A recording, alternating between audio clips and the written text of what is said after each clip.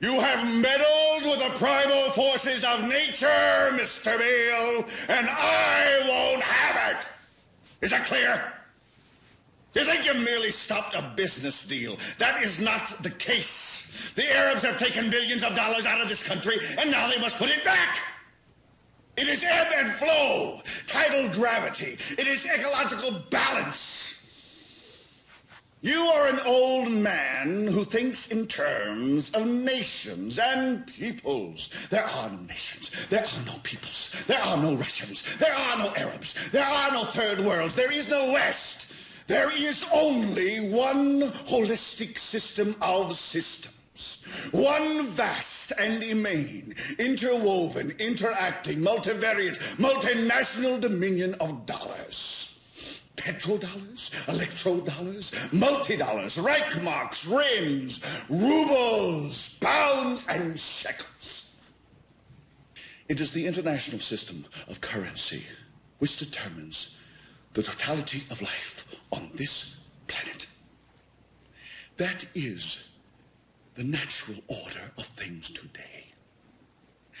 That is the atomic and subatomic and galactic structure of things today.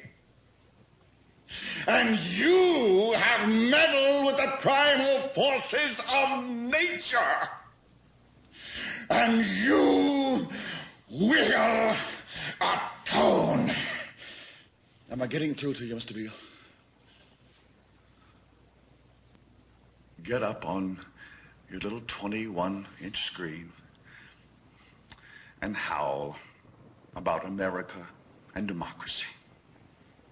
There is no America. There is no democracy. There is only IBM and ITT and AT&T and DuPont, Dow, Union Carbide, and Exxon. Those are the nations of the world today. What do you think the Russians talk about in their councils of state? Karl Marx? They get out their linear programming charts, statistical decision theories, minimax solutions, and compute the price-cost probabilities of their transactions and investments, just like we do. We no longer live in a world of nations and ideologies, Mr. Beale.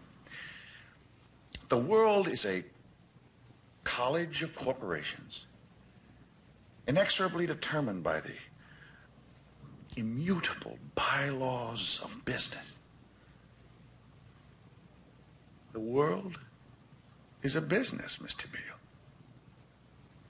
It has been since man crawled out of the slime.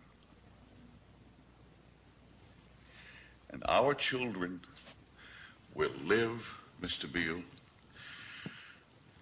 to see that perfect world in which there's no war or famine, oppression or brutality. One vast and ecumenical holding company for whom all men will work to serve a common profit, in which all men will hold a share of stock, all necessities provided, all anxieties tranquilized, all boredom amused.